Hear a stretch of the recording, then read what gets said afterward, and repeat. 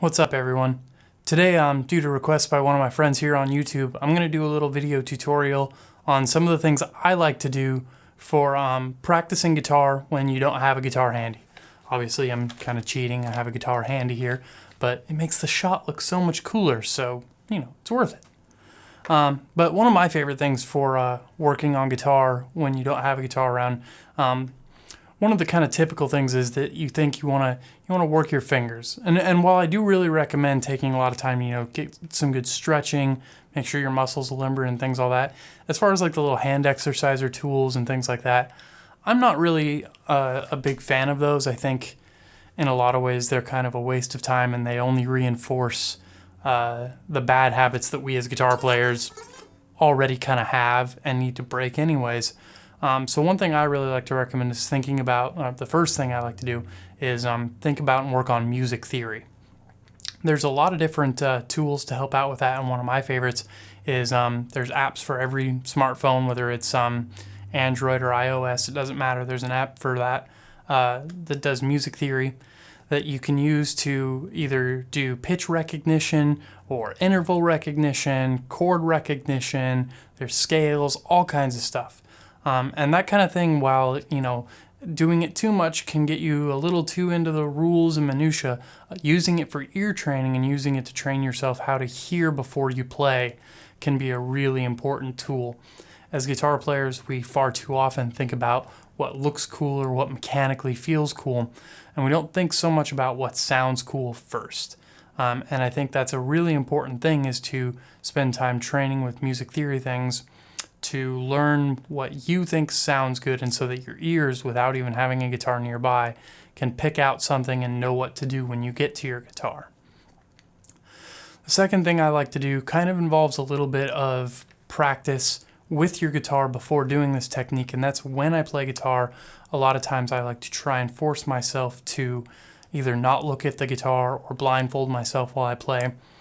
And what that forces you to do is a couple things. The first thing is it forces you to visualize the fretboard up in your head, which I think is really important, because you want to see the notes and where all your where your patterns, where your scales, where your firsts, thirds, fifths, sevenths, where everything is. You want to see all that lighting up in your brain, so that when it comes time to play it, or when it comes time to write something, you already intuitively know that. You're not hunting for, all right, where's G in this register, or where's F in this register. You just kind of know right where to go, and you already let your knowledge of the guitar, because you've spent time without just forcing yourself and letting your eyes dictate where it is, to learn where everything is. Once you have that down, once you've spent some time playing your guitar without looking at it, then when you're not with your guitar, what you can do is you can close your eyes and you can see that fretboard in your head. You can combine that with the music theory, and you can really use that to bring both of them together, and you can write riffs and come up with riffs and think of new ideas and hear things in your head that you wouldn't have otherwise, had you not taken the time to really think about the musical context of the instrument you're playing, and not so much the mechanical context of your things that you're playing.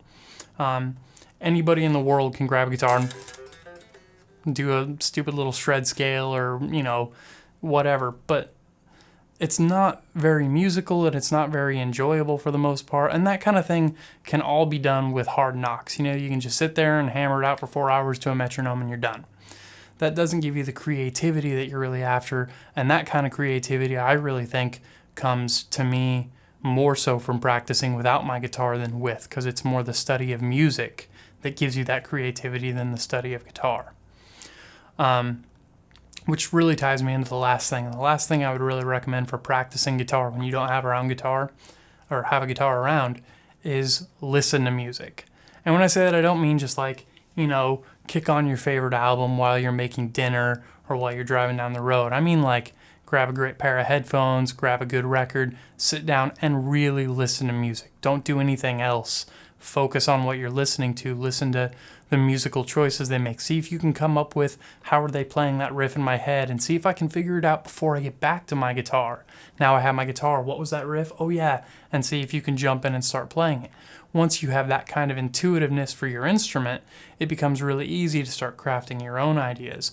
And along with spending time really listening to music, make sure you're spending time listening to a wide variety of music. Even if all you want to play is heavy metal or, rockabilly, whatever, having a wide palette of options to choose from when you're crafting your influences will make you unique in that genre. There's enough cookie cutter bands, and we're at a point now in our musical history where to be typecast in a genre basically means irrelevancy. And it's not artistic, it's not fun, You want to have variety in the things that you do. And the way to do that is to have a wide musical variety, a wide taste of musical variety. Even things sometimes that are music, like genres of music that you don't like, try and find the elements of it that you do that you can bring into your own music, and try and see what types of colors and cool little constructs you can come up with while listening to music, and try and craft and construct your ideas, and then go get your instrument and see what happens. So those are some of my favorite things for doing and what goes on in my brain when I don't have my guitar around. So hope you have some fun with those. If you have any other ideas for lessons, stuff that you would like to see me do, or if you have anything you'd like to contribute, make sure to add it to the comments, and I would be happy to get to those. Also, make sure to subscribe to the page because I'm going to have a lot more cool stuff coming out here in the very near future. Thanks for checking in. My guitar has eyes.